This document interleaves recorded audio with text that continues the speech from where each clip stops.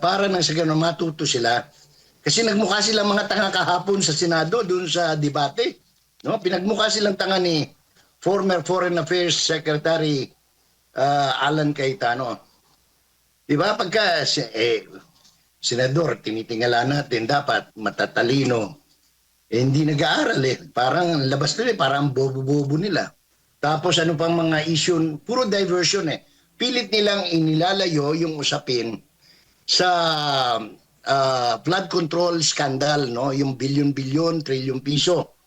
Ang problema, tuwing bumabagyo, katulad ngayon, si Basyang, o di nakita na naman, yung mga sinasabi lang bilyon-bilyong flood control projects, puro sira. Puro wala sa hulog, wala sa wisyo, hindi tapos, walang bakal. So, hindi mo maitatanggi yan, hindi mo, kahit pa sabihin ni Senator Ping Lacson, ang chairman, kasalukuyang chairman ng Blue Ribbon Committee na safe ka na, bongbong, no? Kasi yun ang sinabi niya eh, wala raw kinalaman ng presidente rito. Napakalinaw naman ng pananagutan ng presidente rito. Dahil lahat ng unprogrammed funds na bahagi nitong trilyon scandal na ito sa flood control project, hindi pwedeng gumalaw o lumabas yan o ipambayad ng hindi pinipirmahan o inaaprubahan ng Presidente ng Republika ng Pilipinas. Nagkataon, ang Presidente natin, si Marcos. So walang ibang pumirma niyan kundi si Marcos. Pero sabi ni Ping Lacson, wala raw pananagutan yung boss niya, no? Akala ko boss ni Ping tayo tayong mga halal, no? Tayong Pilipino. Pero apparently, kumbaga parang sa kantsawan sa Senado, boss, safe ka na. Manang Jay, mag-ayong buntag. Sa Admar po ito. Dito po ako, gusto ko lang po na baka kayo ay makakasagot dito po sa naging katanungan ni Congressman Pulong Duterte sa kanyang post 13 hours ago kahapon ito. Basahin ko lang po yung kanyang tanong.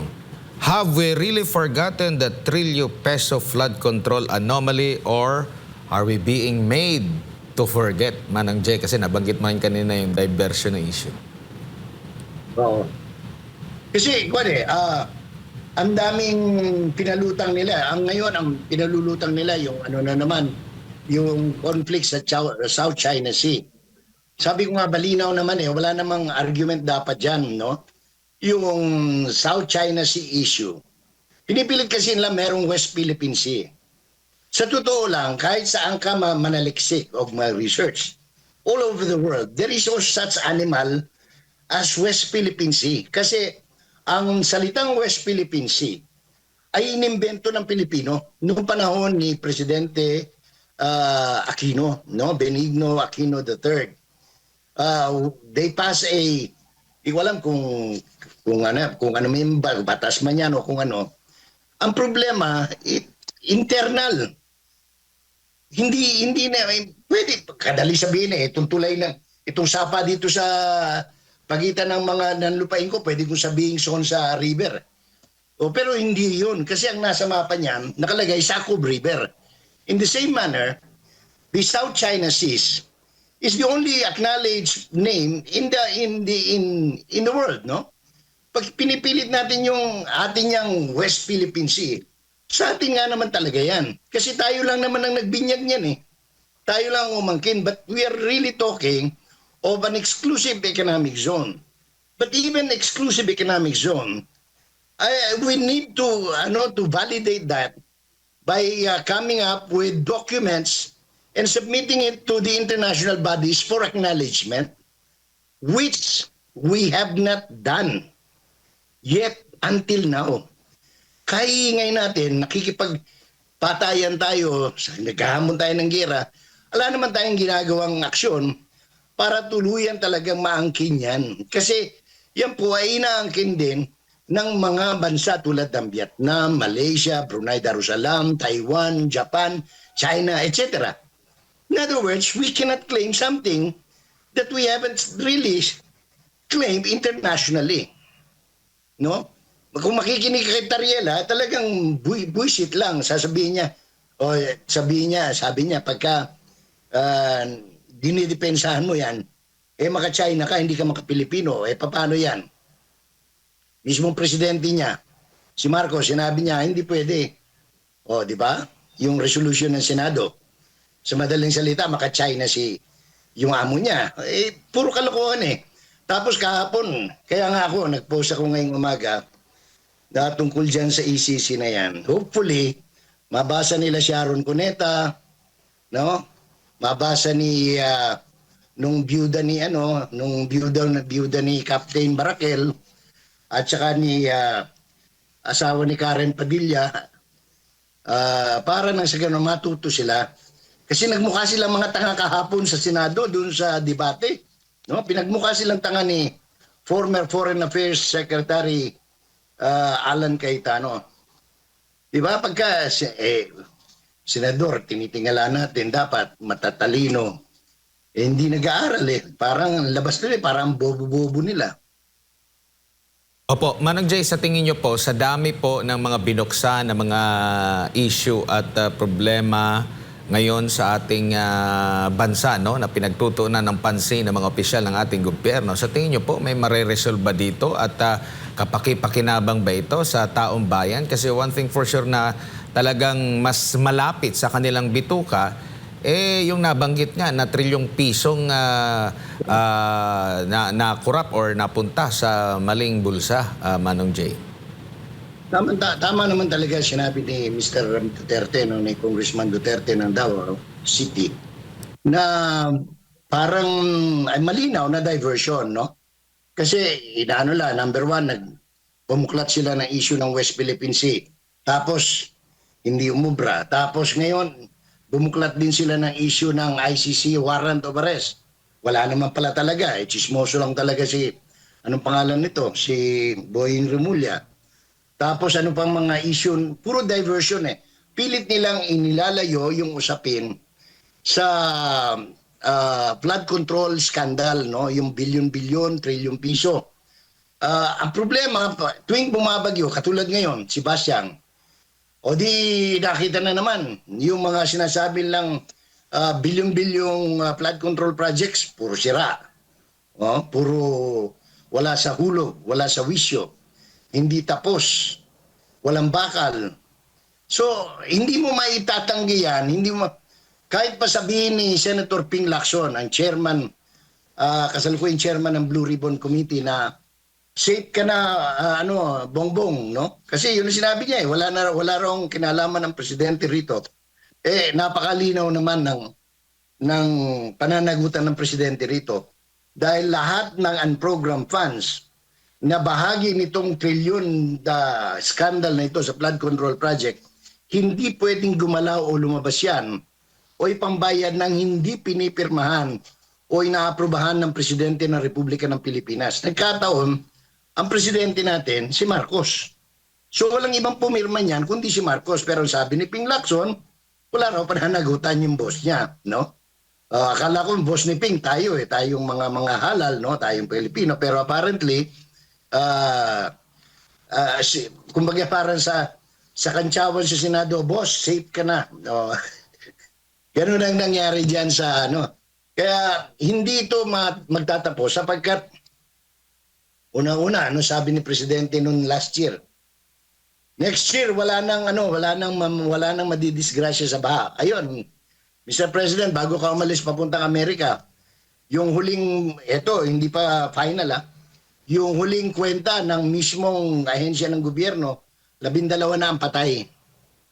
Doon sa Basyang. Sabi niya kasi last year, hindi na mauulit yan di ba? Ang linaw ang pagkakasabi niya, ang problema, umuulit at uulit yan. Ngayon, meron naman low pressure area. Every time umuulan, amihan, shear line, o ano man ang tawag nila riyan, may babaha at babaha. Nakita ninyo yung pinakahuli, maliban sa Iligan, yung Catanduanes, dyan sa Camarines Norte. Kawawa yung mga tao, sira-sira ang mga pananim. At anong dahilan yan? Simple lang. Flood control project scandal that cost the Filipino taxpayer more than 1 trillion pesos. Kaya Kahit na hindi man si Pulong Duterte ang magsabi niyan, lahat tayo saksi sa nagdudumilat na katotohanan na itong parusa, itong dinadanas nating dusa ay dahil sa kagagawaan ng mga buhayang kongresman at ng Administrasyong Marcos. Opo. At sa tingin niyo po ba ang taong bayan ay kumbaga satisfied na dito lang patungkol sa pagpapanagot doon sa maanomalya na nabulgar na maanomalyang flood control projects? At kung hindi, saan pa sila maaring kumbaga yung kredibilidad talagang kampante sila? Halimbawa, sa investigasyon sa Senado ba, kampante ba sila? Sa Kamara, sa Ombudsman, parang natrap na ba sila sa saan sila kukuha ngayon ng yung pagiging kampante na ito talagang investigasyon na ito, lehitimo na nakikita ko na merong mapapanagot dito sa issue? Walang naniniwala na sa gobyerno eh. You ask any ordinary person, kahit na yung mga magbubukit dito, walang naniniwala, walang kredibilidad ang ombudsman.